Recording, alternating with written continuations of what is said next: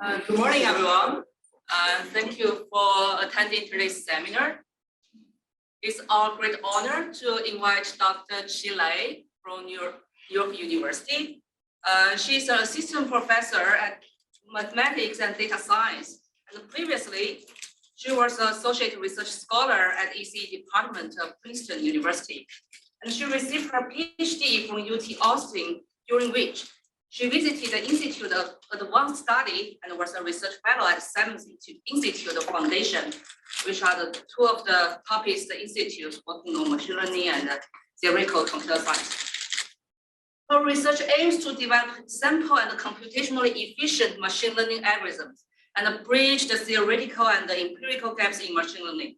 And she has received several awards, including the Outstanding Dissertation Award, Simons Berkeley Research Fellowship, and many others.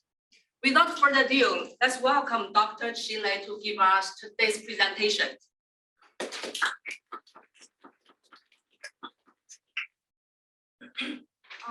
you so much for the introduction and thank you for inviting me. I'm so happy to share with you some of my recent work. And I'm sure some of the content are you guys are very familiar with, and Xiaoxiao is also working on some stuff. So today's title is Reconstructing Training Data from Mobile Provably. So from the title, you may see that we will have some theoretical analysis, Provably, and this is a kind of about data privacy because it's about potential data leakage during the training procedure. And this is with my students, Zihan, and with Jason. Okay. And I hope to make it interactive. So if you have any questions, just feel free to interrupt me. You can ask any questions, including clarifying questions or high-level questions. So what Xiaoxiao said, I'm interested in improving the efficiency and both sample and efficiency of machine learning. And to my, as far as I'm concerned, I think when we are working on machine learning algorithms, what we are working on, so we're trying to improve machine learning algorithms in different dimensions, in different angles, including the non-limited in accuracy, simple efficiency, to make it at scale, so that we can train very large models, and to be robust, not only distributional shift, but also adversarial attack, and to make machine learning models reliable, meaning secure and private, and interpretable, etc., and fair, and make it fair.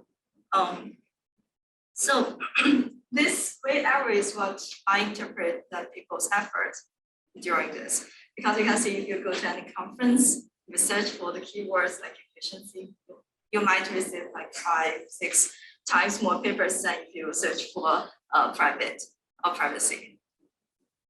It just people have made more efforts in making things more accurate, more efficient, but it's as important as efficiency, but people have not put enough energy or enough efforts in privacy.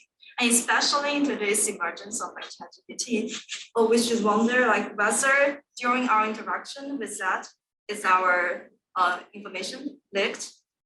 Even if it doesn't intend to do that, if it's just fine-tuned this model with the transcript we created, whether other people can extract that information just from the model, not directly observing your chat. So these are something we are interested in understanding and in investigating. So we are interested in whether there is threats of data leakage, or in our language, whether a privacy attack happens during different stages of the learning procedure. So when we say privacy attack, it means whether we infer some information that should be protected, including some user data in the information. For example, our identity information, our health records, and even for protected model. For example, OpenAI doesn't want to release all the parameters for ChatGPT, but whether we can extract the knowledge distillation just from the API. Yeah, so those are like kind of protected information. So this kind of data privacy attacks happen at different stages of the learning procedure, including data curation stage, which means during you collect data. In many cases, for example, for sensitive data like health records, people have to de-identification, meaning removing the identity information, removing the sensitive information. But in a lot of cases, because the features themselves are like characteristic of people's information, you can, for example, genetic data, you can still possibly identify the human or the identity of the user information. And in model training phase, so this is the part that we will be focused on today. And in this case, there can be the data reconstruction attack. So that we, for example, in this case, since we don't want data leakage in the data curation phase, we might use federated learning that just ignore, or like we will not have the data collection procedure. All the data are kept in each user. But in this case, there can still be like threat of data leakage, as we will see later. By data reconstruction, I just mean that when we have other information, like the model or the updated model in each iteration, and whether we can reconstruct what kind of training data we're using to make the update to get this current model. And the third part is that inference of prediction time. So now we are at the stage of we are having a model, whether it's black box or white box. It's possible that we only have interaction access. But in that case, it's possible that we can still like get one step before, which is to extract the model from the interaction or from the API. Or even worse, we can also extract or construct the data, the training data that creates the model. So in a more like general case that include all the cases, the data privacy attacks happens when the users or adversaries, we have different access. So there is discrepancy between the information we want and the information we have access to. So for example, if we want, so there is this line, because with training data, we get a model. With the model, we get the interactive API. But in many cases, well, for example, with OpenAI, we only have access to API, but it's possible we can extract the model from the API. And in the case that I'm discussing today, we might have access to the model and we want to extract the data. So all this procedure can have this data privacy issues. And you can see the procedure. It's actually relevant to inverse problems. I'm not sure if people have mentioned that before, but you can see that in this procedure, the model is get from training data. And the way we are doing privacy attack in this procedure is to extract the training data from model. So this is the inverse problem. And same here, this is another inverse problem. And actually they are really relevant to inverse problems when we do research. We will see more clearly later. So by inverse problem, I'm not sure you are familiar with, for example, denoising, compressed sensing, super resolution, those kind of things are all inverse problem. The problem is like we have observations, not directly the original data, but observations of like the function of the data. But from that, we want to inverse the problem and find the original signal or original data. Okay. So as we mentioned, there are different types of attacks. So now I want to say more clearly what they mean. So, for example, the first one is membership inference attack. That's what it means is to determine whether an input sample X was used as part of the training set. So this is also called tracing attack sometimes. And this is relevant to differential privacy, one type of privacy that you may heard more in the previous context. And the second one is reconstruction attack, which is our target today. So it's to recreate one or more training samples or their training labels from the model or from the gradient. And you can see that the second attack is stronger than the first one, because if you can reconstruct training data, you know whether one sample is used or not. Okay, and the third type is property inference attack. This happens a lot for like a healthcare data set. For example, if you want to, the original data set doesn't include whether the person has a certain disease, but you want to extract that information from what you get. And the fourth is model extraction attack. So what we have, so model is also some kind of property, we have copyright for that. And in a lot of cases, it has commercial value, so we don't want to release it. And however, we can possibly extract that with knowledge isolation, etc. Okay, so as I said, the focus is the second piece. So that's all the general speaking. Now we will enter the problem. If you have any questions, feel free to ask. Okay. So we are interested in the setting of federative learning. So why federative learning? It indeed has some advantages. As we said, in this case, we have get around the data collection stage. So in this case, every app user or the local users, we keep our own data. We do not send it out in any case.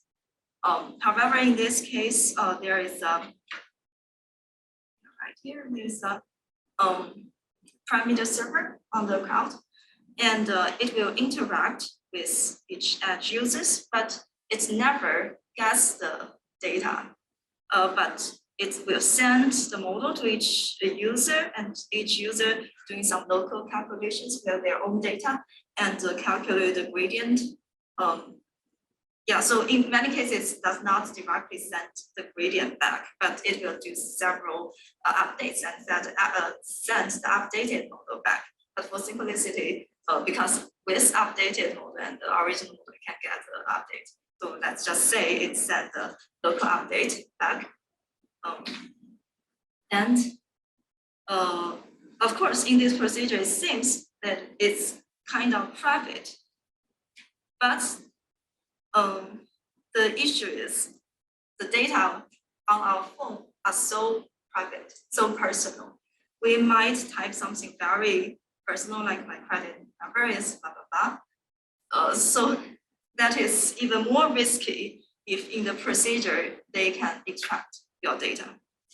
And one of the most commonly talked about model is to do the Lexword prediction on your phone. So I think you have encountered a lot of times. So once you have typed in your home address, in another day, you can do auto completion. But that is done locally in your phone. But in the future, if people really do federated learning and they want to do the update, like aggregated update in the cloud, there might be threat that they can extract your information in this procedure. Okay. And indeed, when people propose federated learning, by definition, federated learning is a privacy-preserving model training in heterogeneous, meaning like very different edge users and distributed network. So how ironic if we find that this procedure is actually not privacy preserving in any way. Okay, but there's a challenge behind if we want to attack. Because in this case, unlike, I guess, distributed learning, where like the primary server control which data you use. In federated learning, when we set the model to each edge user, the user controls which data they use. And it can be very random, or it can be like never appeared for the second time because I tapped this today and then I never type it again in next few days. So now the question is whether from a single gradient update, just query once, we can extract the data from a single query, because we cannot query twice on the same data. When we query the model gradient for the second time, it might become calculated from other data. So let's use this for the first batch data set. So yeah, our main question is, does local update review the training data? So that's our question today, both like empirical and the theoretical question. So indeed, there are a lot of empirical work before this. People have tried different ways.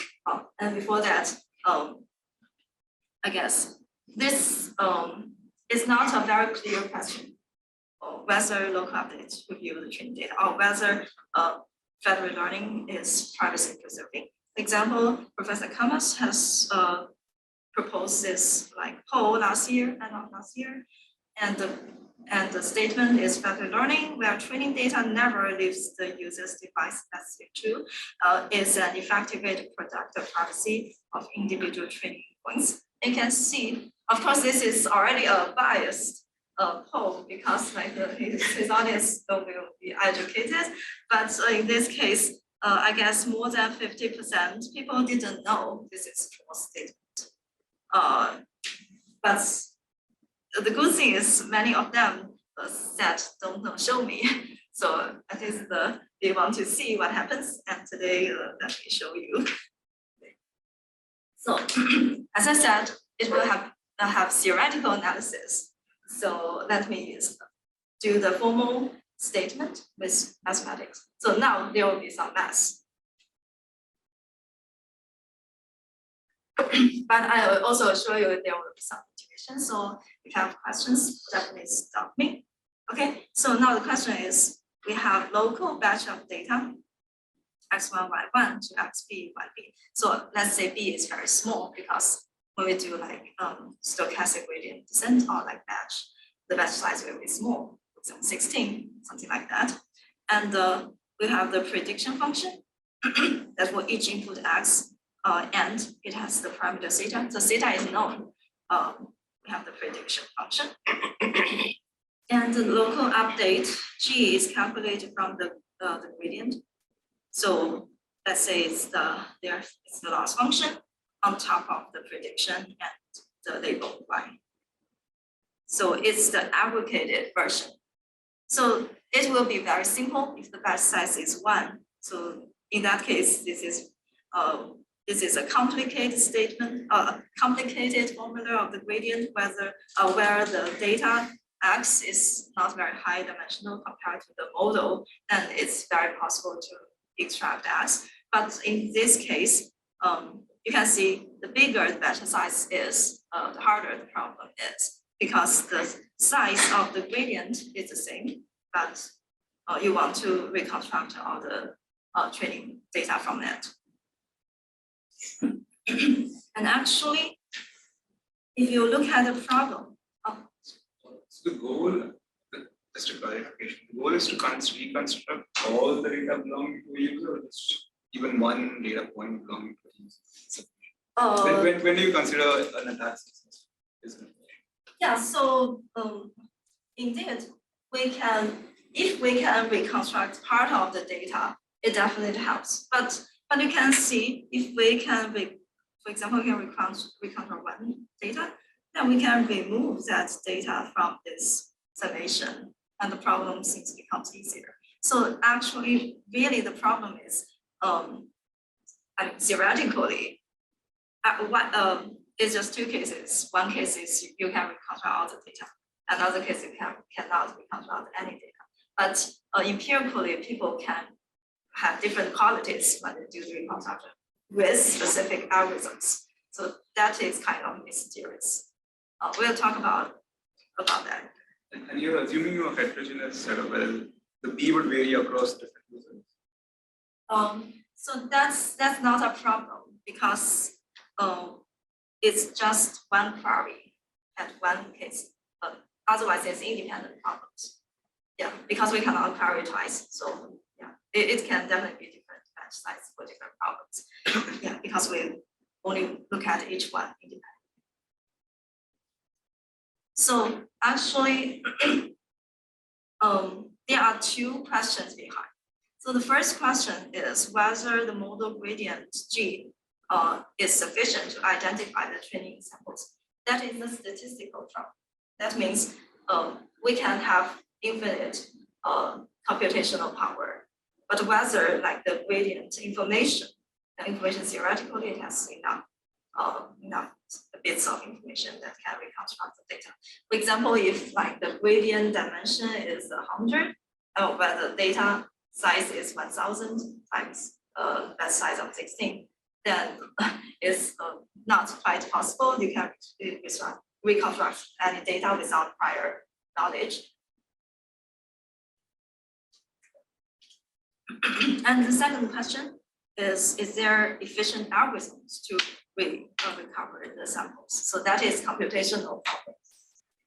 In a lot of cases, for example, encryptions, in that case, you have enough information, it is there, but you need like exponential time to decipher. In that case, it's still safe. So these are like two different questions actually. So we will see actually both ways it's not safe in this case. I'm sorry, throat doesn't feel very well. So. Yeah. Okay, so as I mentioned, previous work are all empirical, and there are a lot of, not a lot of, but several kinds of attacking methods. So one way is learn to generate the training sample from the local user, meaning that from a lot of queries, it wants to create a generated model that learns the distribution of a specific user. That is actually less threatening because even if you learn, in that case, you might not be able to reconstruct exact like the credit number, credit card number from a specific user. But in the second and third method, they are trying to reconstruct exactly the training samples. And the second one is very natural, which is gradient matching, or the match the gradient, because this G is a gradient vector we know. And then we'll treat X, Y as dummy variables. These are the variables that we change. We minimize over. And then we just match the difference between the gradient we know and the calculated gradient. So this is a natural algorithm. You want to find the data. Okay, so, and the model inversion, and that inverts time. So that is not on the training time, so we are not talking about that too much. And with the gradient matching, people might add prior information. For example, add probability of like a flow-based model or something like that. And there are corresponding defending methods. So as I said, there are two ways from the statistical part, which is to create information theoretical barrier. In this case, we want to reduce the amount of information sent to the parameter server so that it's less likely the information is enough for us to recover the data. For example, quantizing or pruning the gradient, so there are fewer bits of information sent. A second, like drop out, so not update the entire model, update the random subset, and there's a Q aggregation. So I don't want to explain that too much. That requires a lot of explanations. But you just think about it as like the edge users, they communicate locally to do some aggregations, but without leaking the gradient, their own gradient to another edge user. But after that, send the aggregated gradient to the parameter server. So it's like, for example, 5 edge users do that, then in that case, you have like 1/5 of the information sent. Instead of sending 5 gradient, they only send 1. And 4 is adding noise, differential pricing. And the second type is creating computational barrier. So in this case, maybe the amount of information they send does not change. But they are, for example, encrypted, so it's hard to decipher the actual information and to do multimodal aggregation. So again, in this case, the amount of information sent is the same, but it's more complicated. Okay, question. Slide, could you explain the first one? To generate training samples, you only have access to parameters. So how are you doing that? In that case, you can think about it. You know how to train again, for example. When you train again, so what you are trying to do is to learn to match the distribution of the simulated distribution and the real distribution. And in that case, you can also do similar procedure and try to learn a general model so that the data it generates will make the gradient matches what you receive. So with those empirical practices, there are some folklores from the empirical findings. For example, what parameters to query at. So I know that when I chat to Xiao once, so you mentioned that you want to query the model and moderately train the model because initially at completely random network, it hasn't have any the model doesn't have any information of the data. It hasn't memorized the data in any way, so it might not reveal much information of the data. And also, we don't want to like query the model at like fully trained network because in that case, the gradient vanishes because it converges and the gradient is almost 0. The loss is almost 0, so that from the gradient again, you don't have much information. So you want to query at moderately trained model. And another impression is gradient alone enough to identify images? Previous work did not. They think its gradient is not enough, even though the model is very large, for example, transformer. They want to introduce prior information of the data, for example, model by general model. But now in this work, I'm telling you, it's all wrong impressions. So for the first part, we can actually use query at random networks and use the gradient to recover the data. Second, we don't actually need prior information. Of course, it can help, but the gradient itself, for so large gradient and small batch size, it's enough to identify the training data. Okay, so now let's look at the setting. So let's look at a warm-up problem, which is a 2-layer neural network. So people can get confused when we write it in this way. So you can see in this case, a sigma is the activation function. And it's the reason we call it 2-layer neural network is because we have input data X, which is RD, size of input. And the hidden layer is of Rm. So this M is summation of like this part times this part. And the output is a scalar. It doesn't matter whether it's a scalar or higher dimensional, probably if it's multi-class classification, we just want to make it easier. I assure you it definitely applies for multi-class classification as well. So now let's look at the sort of like it's a regression problem. So that's our is a scalar. You can see A is the parameter for the last layer, and W, a matrix, is the parameter for the first layer. So we can also write it in this way. So sigma is applied accordingly. And now the question is, let's say the parameter survey is malicious, and we want to properly choose W and A to query the gradient at, so that we can like reconstruct the data. It doesn't even need to be malicious because as you will see, that we will choose random weights for the network therefore, you can think about problem is like you are at the random visualization. We reconstruct the training data. Any question about that? And surprisingly, we're not looking at the gradient of the whole parameters W and A. Only looking at the gradient with respect to the second layer A is enough.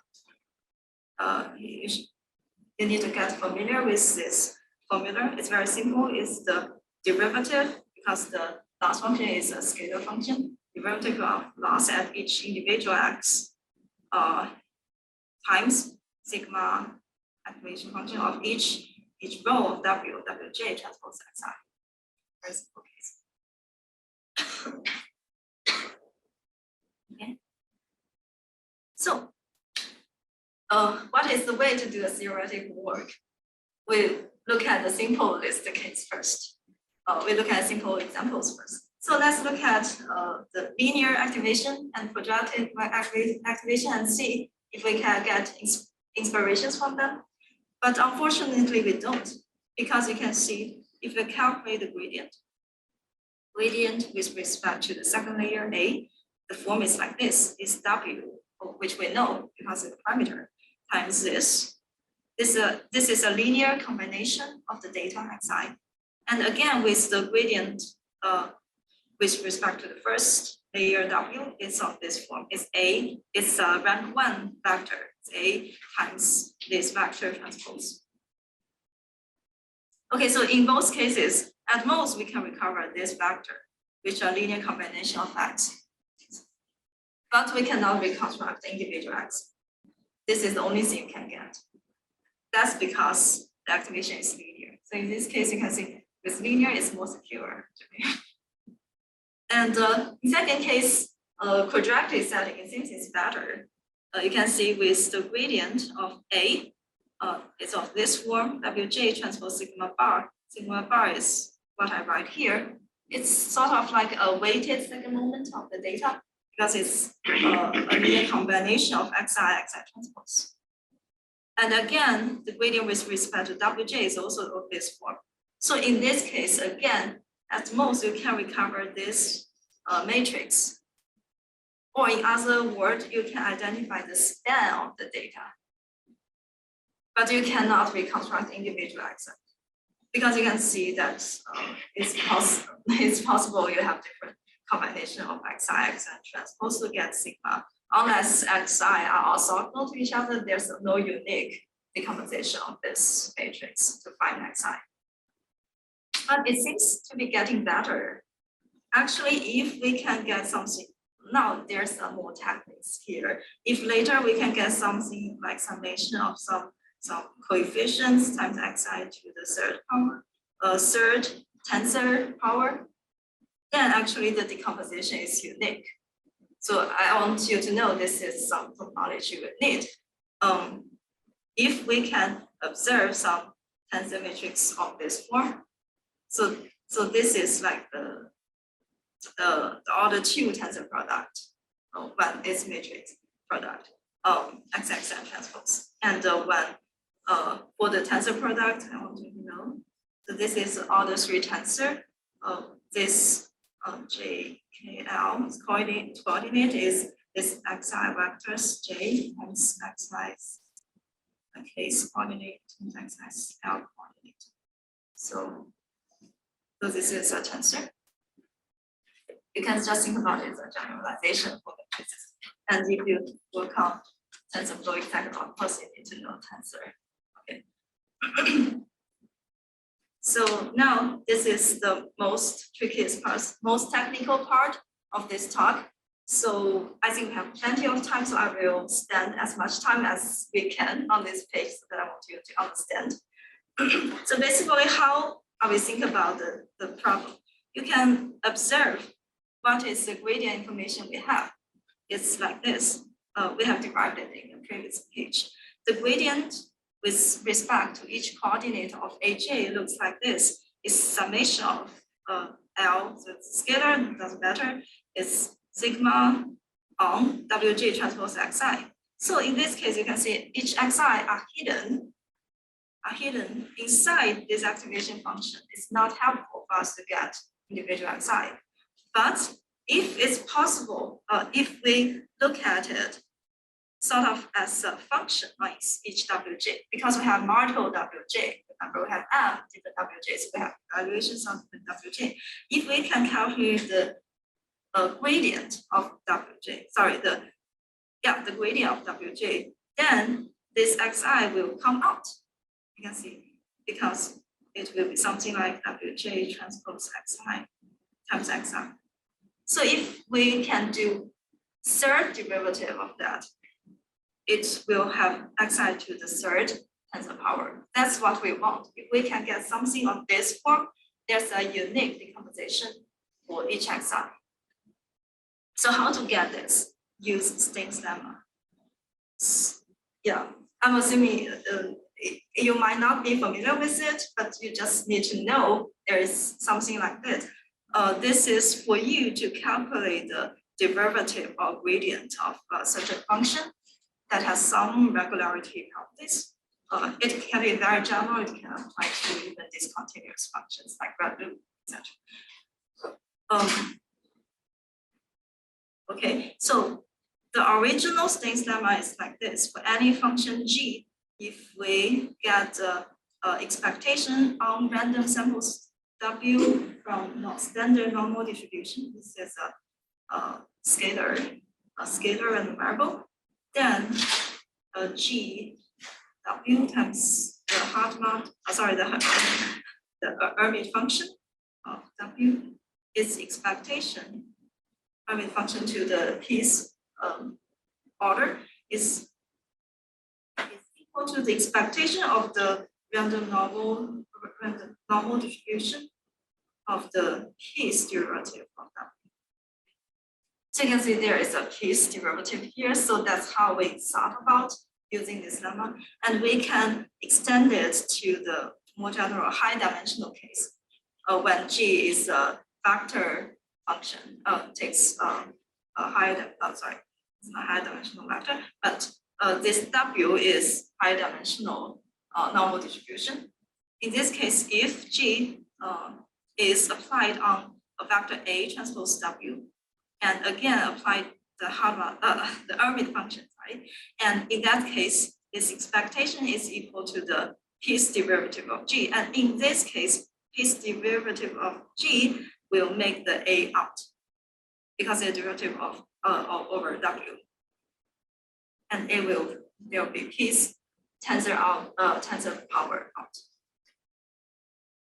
Yeah, I'm not hoping that you completely understand that because it requires a lot of calculations, but if you believe me, so that is how we can potentially get the piece tensor power of each xi out, because you can see that the gradient of each ai is of this form, and we can think about it as a function g.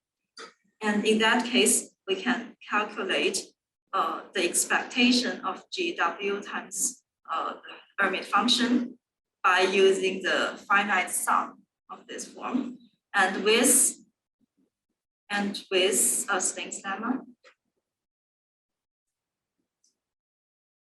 this expectation will equal to the piece derivative of this function g. And as we said, the piece derivative will have xi to the piece power out. So this is something we can calculate, and this is another tensor that it approximates to. And the larger m is, and let's say we set wg as random Gaussian, then the better it will approximate this tensor GP of this form. Okay, and there's more formally, there is this theorem that says as long as the data x1 through xb are linearly independent, meaning there's no image that can be written as a linear combination of all the other image, that is a minimum requirement, because if they are generated from any reasonable distribution with probably one, they are independent, linearly independent. And in that case, when we have this form of a tensor that is summation of some coordinates times xi to the p's power. As long as p is greater than 3, they have a unique decomposition to find all the xi. This is by theorem stated by Kolashov. That's something we know. And we can find that by tensor decomposition. Okay, so that's how we play the game. We can choose xj as 1 over m, or we can choose it as random as well. It works. The key point is to set wj as random Gaussian. In that case, this t hat, which we can calculate from our observation, because this is the gradient, and this is what we can calculate, which is the third variant polynomial. Then with this, we can approximate this tensor, which has a nice form where its decomposition uniquely determines xi. Maybe not the, it determines the direction, not the coordinates, because like this coordinate reality is unknown. But as long as we determine the direction, the image is pretty clear what it is. Any questions about the part?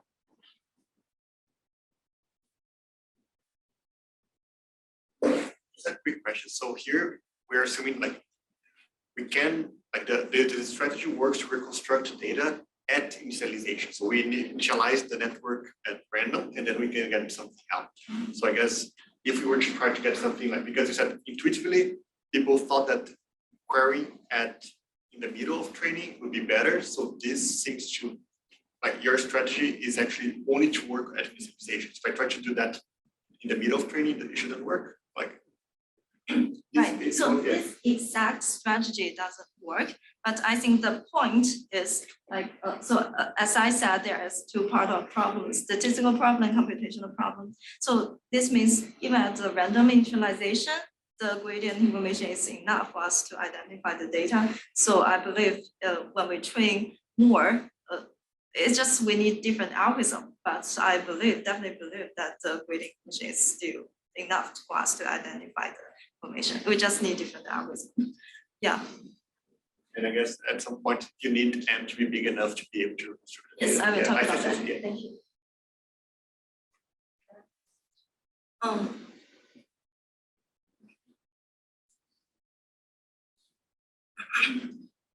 There are some technical parts. So if we exactly do these calculations, the dependence of M to the dimension D will be terrible. It will be D to the third power, not good. So there are some previously techniques not invited by us, invited by Zhong et al.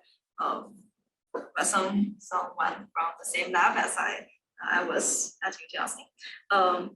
We can use some ways to estimate the span of the data first. Remember that even in when the activation function is quadratic, we can reconstruct the span.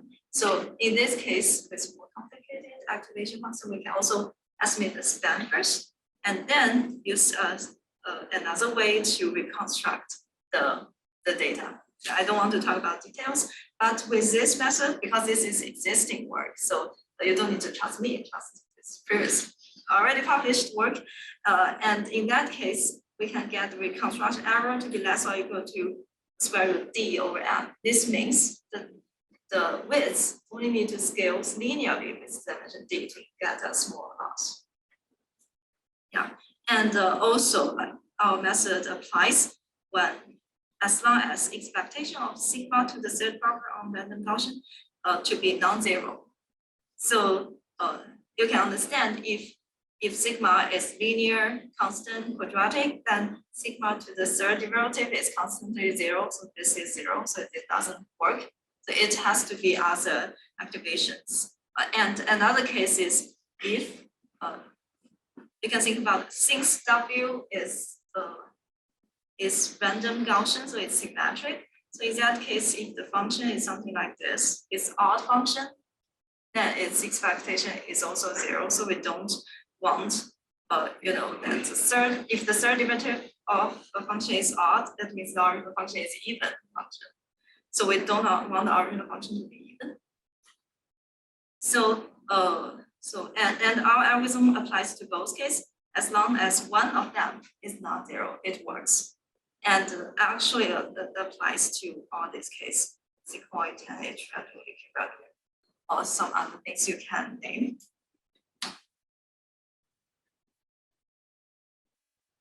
Okay, so I talk about a two-layer neural network, but it can definitely apply to more realistic neural network and to deeper neural network. So let me first talk about a fully connected layer. So because it's a simplest case. In that case, we can think about the last but one layer as the input, and we apply our algorithm to reconstruct the intermediate feature. And then we can invert it one layer at a time if it's invertible in each layer. And for example, if with TNH or ReLU, the activations are invertible. And when it's ReLU, we can design some weird network so that we can still do the inversion layer by layer. And then, of course, this is not very realistic, but I want to mention that because this reminds us of the inverse problem. So I have another work on inverting general models one layer at a time. And that is definitely relevant in inverse problems. We actually also want to reconstruct the input from the intermediate layer. Okay, but we can have more realistic algorithm. Let's see, we do the simulations on the on MNIST, but we are definitely working on more experiments with our algorithm in a more realistic case, because another algorithm is, of course, to recover intermediate feature and use that as an additional information. Apart from the gradient matching algorithm, to minimize the difference between the gradient and calculated gradient also X and Y.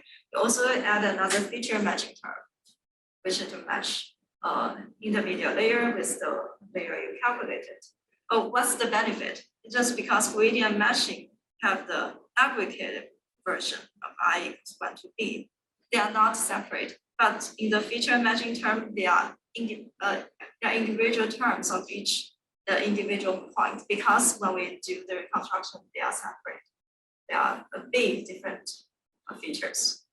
So it has more information and has, with this feature matching term, optimization becomes easier. So finally, we have some discussions. So we talk about identifiability, and we showed that as long as the activation function satisfy this, they do not vanish and they are not mean. Either they're not both odd or even, but that's just only possible zero function are both odd. So they work for most activation functions. And we show that the number of hidden nodes M scales at least linearly with D, that we can have good reconstruction. So that is, I think that is optimal for our algorithm, but it's possible that it's possible to have even better dependence for other algorithms. I don't know.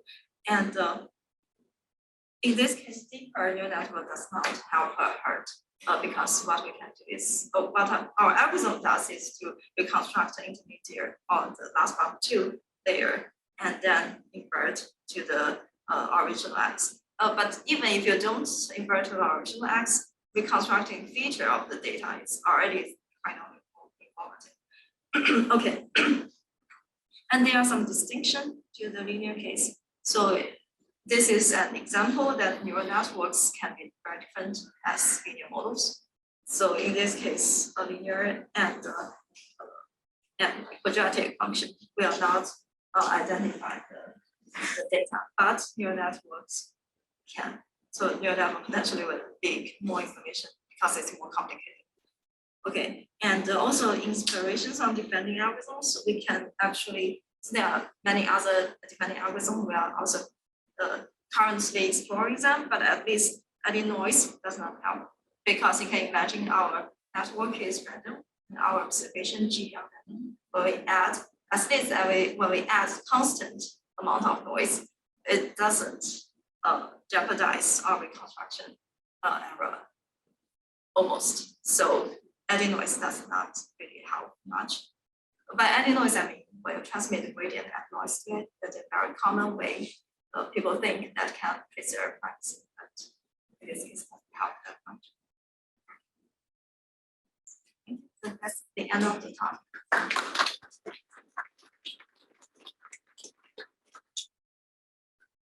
So, okay, thank you, Chi, for the great presentation, very detailed, from the easy part to the theoretical depth. So we have 10 minutes to take some Q&A from the audience. So first, let me check whether we have any question for the questions within the room. Yep, please go ahead. So sorry, I couldn't quite get it. Why adding noise does not like this is about because I think differential privacy should by definition address membership inverse attack, and membership is kind of a weaker version of the reconstruction attack. So how can it just address membership inverse attack, but it's not possible to use it as a defense for reconstruction attack? Yeah. So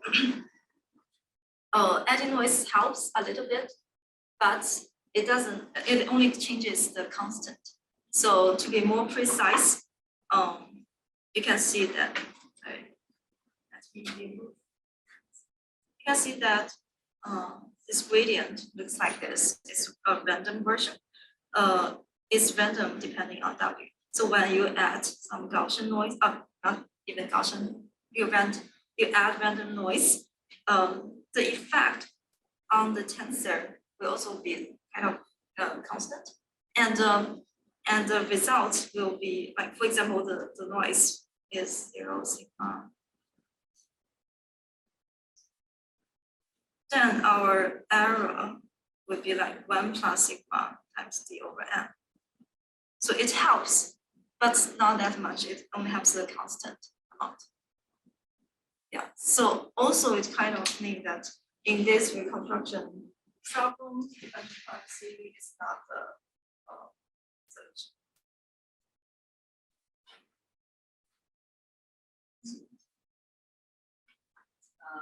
Any more question? Please go ahead. Just to be clear, even though adding noise doesn't help, but pruning or creeping the gradients will be a successful. Yeah, I believe so. Chris, Thanks for the talk. Just one question here. I assume you have some dependency on the batch size as well? Independence of what? Oh, you have some dependence on the batch size? Yes. Yeah, because I kind of think the batch size is sort of like constant, so I didn't include here. What we get is, I don't think we get the optimal dependence on the batch size. We get something weird like b to the 5 force 1.25 dependence.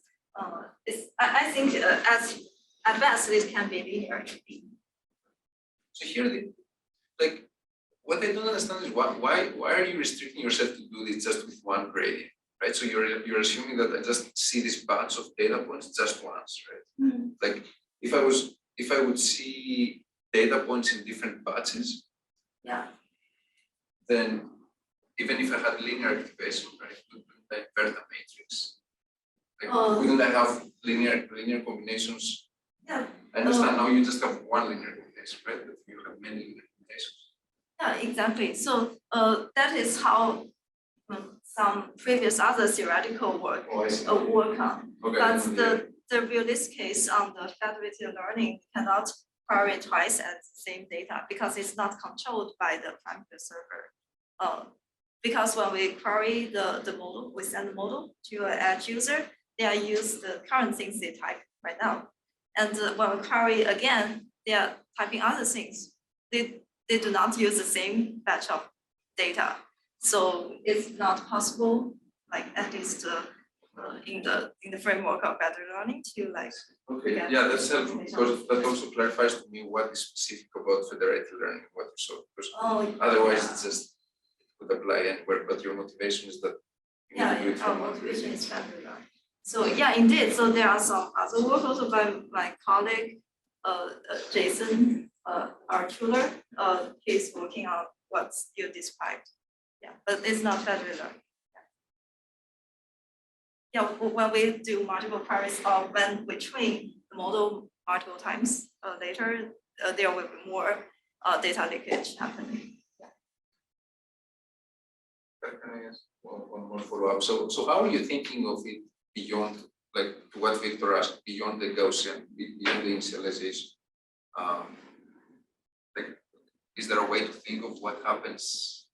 Because if direct learning, right, this will be trained gradients. Yes, so I think when it goes beyond Gaussian, it's harder to prove things, but there is definitely algorithms. So the gradient matchings work in that region and also add some prior information. But when we prove things, we definitely need certain properties of the data. It can be a well-trained network. In some cases, there is work by sorry, I forgot. There is some work on well-trained network because they have some implicit bias of the network, so that the model can be written as certain combination of the data, so that it can prove things again. But in this case, yeah, we can. I think we can only prove things on the. Oh, so it's a funny situation. We can only prove things on the random initialization or on the well-trained, but we cannot prove things on the intermediate. But the empirical work, they works better in the middle part. I guess I already question from what you were saying. So when people recover the information from the well-trained model, it recovers not from the gradients, but from the model Yeah, itself. model. Yeah. I see. Just like.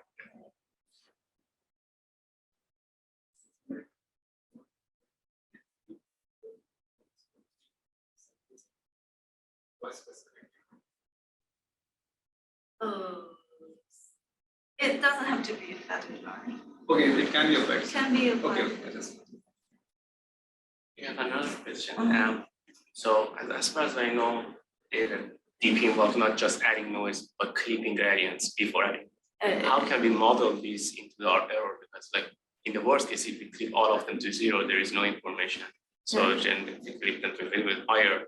So I understand like that there should be some like the clipping value should have an effect on error. Have you thought about that? How we can model that? Yeah. So we're actually currently working on that. Oh, So I you see. stay tuned for your. But that's a secret. Okay, so I think we have a good timing. I just want to ask whether there's any final question. Okay, last one. In your theoretical analysis, you choose the scaling as 1 by m, and which is the Xavier initialization. So does can this also work for 1 by square root m, which is like Unor initialization? Like, that is more commonly used. Yeah, definitely. Yeah. So like does the theoretical analysis work 1 by square root m instead of 1 by m? So in this case, there's nothing special about 1/m.